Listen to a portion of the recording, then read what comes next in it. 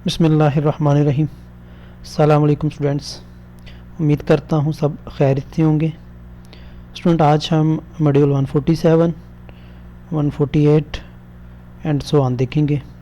तो चलें स्टार्ट करते हैं मॉड्यूल 147 को, जिसमें हम डाटा अब्स्ट्रैक्शन के बारे में पढ़ेंगे। तो डाटा अब्स्ट्रैक्शन में नंबर 1 पे लिस्ट है। आगे लिस्ट के दो तरीके हैं, स्टैक और क्वी, इनके बारे में हम पढ़ेंगे। तो लिस्ट क्या चीज़ है? जब आप एंट्रीज़ को या चीज़ों को सीक्वेंस में अरेंज कर देते हैं तो वो लिस्ट है। सिंपल, जैसे 1 2 3 4 5, अगर एक क्लास में 10 लड़के हैं, उनको रोल नंबर वाइज आप अरेंज कर देते हैं 1 2 3 4 5 6 7 8 9 10 तक, तो ये आपकी एक लिस्ट बन जाएगी। अब लिस्ट जो है वो दो तरह अरेंज हो सकती है, स्टैक में और क्वी में। ये भी स्टैक और की भी लिस्ट ही हैं, यानी ये लिस्ट की टाइप है। अब स्टैक में क्या होता है कि ऊपर नीचे चीज़ों को स्टैक कर दिया जाता है, यानी पहली चीज़ आएगी, फिर दूसरी, फिर तीसरी, फिर चौथी, इसी तरह चलता जाएगा। जैसे ये आप फिगर में देख सकते हैं, ये बुक है तो बुक को हमने स्टैक में, ढेर में रखा हुआ है। ठीक है, तो स्टैक की कुछ प्रॉपर्टीज़ हैं, उसमें हम देखेंगे कि स्टैक में डाटा कैसे लिया जाता है, वो हम देखते हैं। तो स्टैक को लीफो फैशन में, यानी लास्ट इन फर्स्ट आउट, जैसे अगर आप देखें तो ये सबसे पहले हमने बुक रखी थी बॉटम पे, उसके बाद दूसरे नंबर पे, फिर तीसरे नंबर पे, फिर टॉप पे। जब आपने इसमें बुक को निकालना है लिस्ट में, यानी एक ख़ास अरेंजमेंट में, तो हम बॉटम से नहीं निकालेंगे बल्कि टॉप से निकालेंगे। टॉप से पहली बुक निकाली, फिर दूसरी, फिर तीसरी, फिर इसी तरह चलते जाएंगे। यानी जो लास्ट में रखी थी वो पहले आउट होगी और जो पहले रखी थी वो लास्ट में आउट होगी। तो इस फैशन को हम लीफो का नाम देते हैं, यानी लास्ट इन फर्स्ट आउट। जो लास्ट में इन हुई थी वो फर्स्ट में आउट होगी। क्लियर हो गया? अच्छा स्टूडेंट, जब आप एक नई बुक रखते हैं तो उसको हम नाम देते हैं पुश का, यानी पुश करना। जब आप एक निकालते हैं तो उसको हम नाम देते हैं, एक एंट्री निकालते हैं उसको हम नाम देते हैं पॉप का, यानी एंट्री डालने को पुशिंग कहेंगे, पुश करना, और कोई भी एंट्री निकालने को हम पॉप का नाम देंगे। क्लियर हो गया? तो insertion new entry in the top of the stack, pushing, और रिमूविंग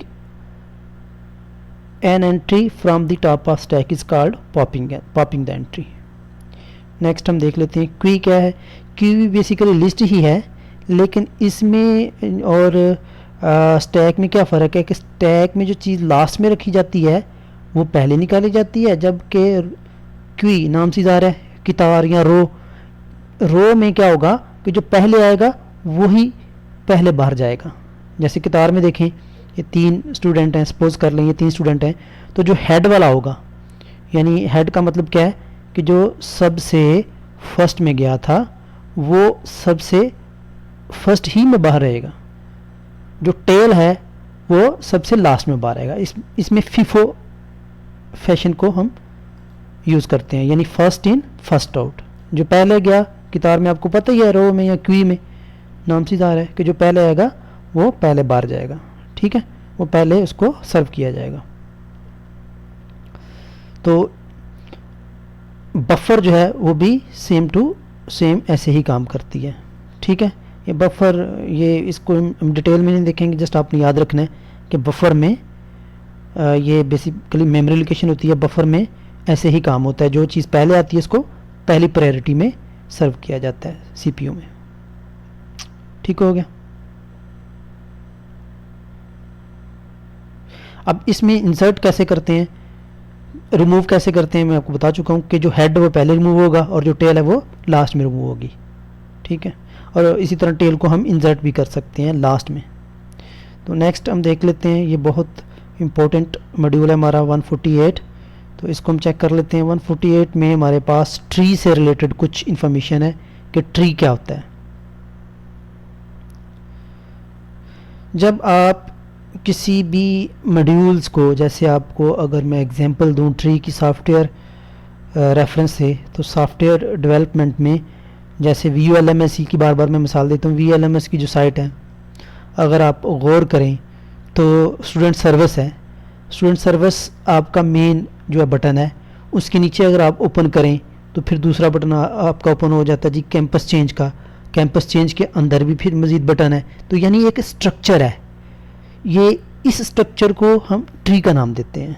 ठीक है, a tree a collection of whose entry have hierarchical organization, यानी जिसकी हिरारकी इस तरह की होती है कि पहले टॉप में एक मॉड्यूल होता है, फिर उसके नीचे सपोज 2 मॉड्यूल होते हैं, फिर उन दोनों के नीचे मज़ीद मॉड्यूल्स हो सकते हैं। क्लियर हो गया? तो इस स्ट्रक्चर को हम ट्री का नाम देते हैं। अच्छा, अब ट्री नाम से आ रहा है कि इसको हम ट्री को दरख्त का नाम भी देते हैं। तो ऐसी जो हिरारकी होती है वो एज अ ट्री ही काम करती है कि जिस तरह सबसे आपको पता है स्टार्ट में रूट होती है, रूट के बाद फिर वो तने निकलते हैं, फिर उसके बाद पत्ते निकलते हैं, इसी तरह ये चलता जाता है सिलसिला। तो आगे कुछ टर्म्स हैं उनको हम डिस्कस कर लेते हैं। ट्री हो गया, ट्री के बाद है जी नोड। अच्छा, अब हर पोजीशन पे ट्री की हर पोजीशन को हम नोड का नाम देते हैं। जैसे ये भी नोड है, ये भी नोड है, ये भी नोड है, ये भी नोड है। अब इन नोड्स के कुछ नाम हैं, उनको हम देखते हैं कि क्या क्या नाम है। तो जो सबसे टॉप वाला होगा उसको हम रूट का नाम देंगे। ठीक है, जो सबसे टॉप वाला होगा उसको हम रूट का नाम देंगे, या की नोड भी कहते हैं हम उसको। ठीक है, तो root node, the node at the top, base और रूट, ये जैसे कि मैं आपको पिक्चर में दिखा चुका हूँ। ठीक है, यानी टॉप पे जो आपका एलिमेंट होगा या मॉड्यूल होगा, कुछ भी जो टॉप पे होगा उसको हम रूट का नाम देंगे, रूट नोड का नाम देंगे। ठीक है, अब तमाम नोड्स को एक सिंगल लाइन से कनेक्ट किया जाता है जिसको हम एज का नाम देते हैं। क्लियर हो गया? टर्मिनल नोड, तो बाकी वाले जो एक्सट्रीम लेवल पे नोड होंगे उनको हम टर्मिनल नोड का नाम देंगे। ठीक है, इसको मैं थोड़ा बड़ा कर देता हूँ ताकि आपको मज़ीद क्लियर हो जाए जी। तो ये आपका क्या हो गया, रूट नोड, और आगे वाले आपके टर्मिनल कहलाएंगे। ठीक है,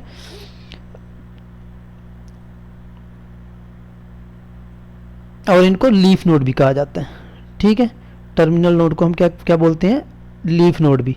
अब ये जो लास्ट वाला है ना, ये यहाँ पर मैंने ग्रीन किया हुआ है, ये भी टर्मिनल नोड है, और चूंकि ये लास्ट में है, एक्सट्रीम लेवल पे हैं, तो इन नोड को हम टर्मिनल नोड या लीफ नोड का नाम देंगे। क्लियर हो गया? अगर ये यहाँ से सिर्फ ये यहाँ तक ही होता, ये इधर एंड हो जाता, तो ये इसका टर्मिनल नोड होता। ठीक है, लेकिन चूंकि ये पूरा ट्री अभी आगे बढ़ता जा रहा है और यहाँ पर ये फिनिश हो रहा है, तो इसको हम टर्मिनल नोड का नाम देंगे। ठीक है, अब पहले हम चिल्ड्रन और पेरेंट नोड की बात कर लेते हैं। अच्छा, अब अगर कोई नोड, ये बेसिकली इस रूट नोड का ही टर्मिनल है, आगे इससे मज़ीद मज़ीद नोड निकल रहे हों, ठीक है, और मज़ीद नोड जो हैं वो इससे निकलते हों, तो इसको हम पेरेंट नोड का नाम देंगे, और जो उसके नोड होंगे उनको हम चिल्ड्रन नोड का नाम देंगे। ठीक हो गया? अब ज़रूरी नहीं है कि सिर्फ इसी को हम पेरेंट का नाम दें। जैसे यहाँ पर अगर ये देखें तो ये भी आपका पेरेंट नोड है, और ये दो इसके चिल्ड्रन या सिबलिंग है। क्लियर हो गया? तो ये ऊपर वाला आपका पेरेंट नोड है, और ये जो नीचे वाला है ये आपके चिल्ड्रन नोड है। तो इमीडिएट डिसेंडेंट, यानी जो इमीडिएट डिसेंडेंट होता है उसको हम पेरेंट का नाम देते हैं, और इमीडिएट इंसेस्टर्स, यानी जो उसके आगे उसकी विरासत को संभालते हैं। जिस तरह आपने आम भी देखा हुआ है कि जो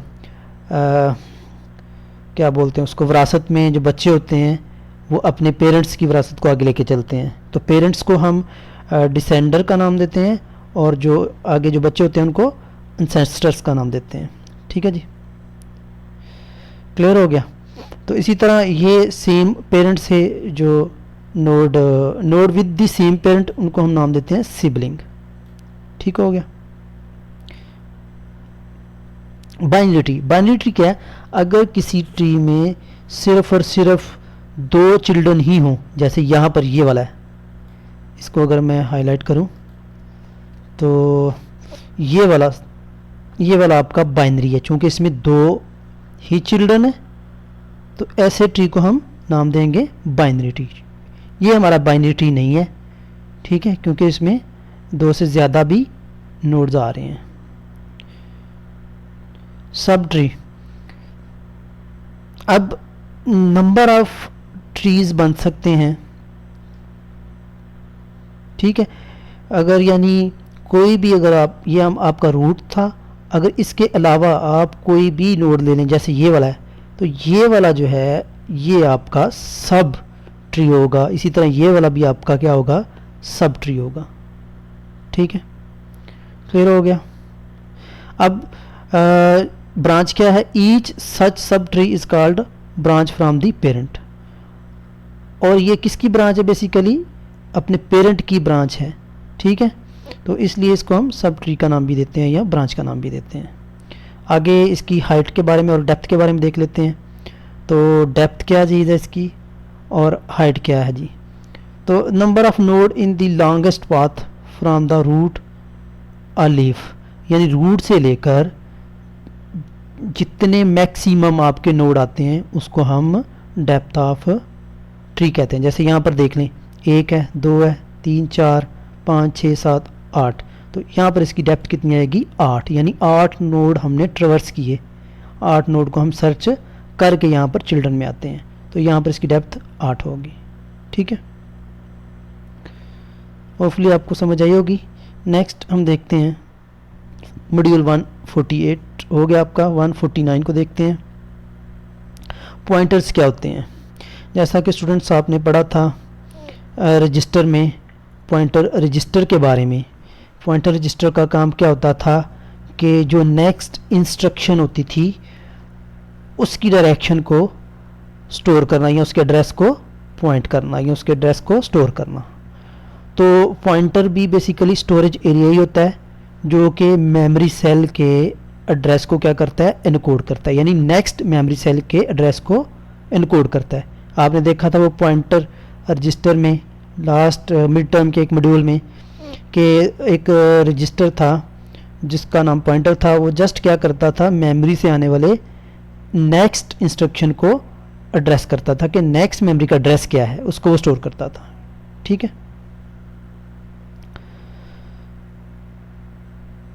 तो इसको पढ़ लेते हैं। If we must repeatedly move an item of data from one location to another, let's designate the fix location to serve pointer. Each time item is move the pointer is update. यानी वही बात है कि अगर एक instruction को एक memory से दूसरी मेमोरी में भेजना हो, या एक जगह से दूसरी जगह भेजना हो, तो जिस जगह भेजना और जिस जगह से लेके भेजना हो उसका आपको एड्रेस पता होना चाहिए।